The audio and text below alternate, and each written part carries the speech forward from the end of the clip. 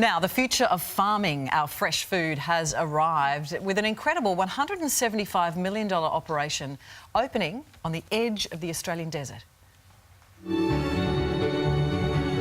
In a place that was considered too barren to grow anything, all that was needed was flat ground, sunshine and seawater. A farm in the South Australian desert has harnessed the sun's power with acres of solar panels, using it to desalinate all the water it needs and run a greenhouse that churns out 15,000 tonnes of truss tomatoes every year, 2 truckloads every single day. State-of-the-art technology has made it possible to grow produce in the desert and done away with our dependency on conventional energy, arable soil and fresh water. This revolutionary farm could provide the blueprint for the future of farming right across Australia.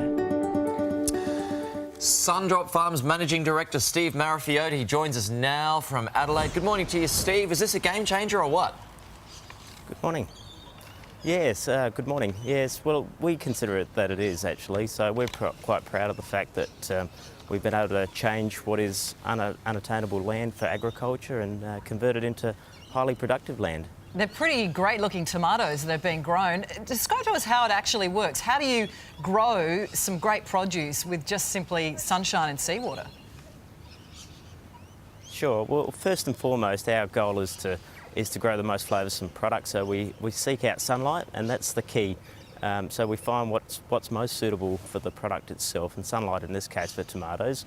We have 4 very large greenhouses, each 5 hectares in size, and then we head to the south of the property. We have a mirror field that feeds towards the solar tower, and we take in seawater, desalinate that, create heat also from our solar process, collect that, and feed that through much in the way a conventional greenhouse works. But this is the most high-tech version of that globally. So do you think that this removes the need for conventional energy entirely? It doesn't completely close out the loop, but it takes out the need on fossil fuels and what is a finite resource in fresh water, as that only represents 3% of the world's water, and it really changes, I guess, the process and the need for what its electricity needs as well. So we reduce all of those fossil fuel needs, the fresh water needs, and a high percentage of what our electricity needs are too, yes.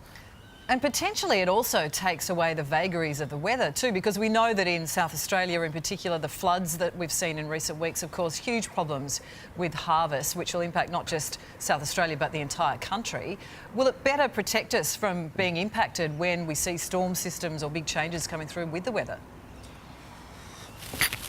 Yeah, it does do that. So that's one of the real benefits of this process, is that it eliminates our seasonality as well. So it takes out what are extensive troughs through the winter process and bolsters that period, so consumers can depend on going to the store and having truss tomatoes available through winter.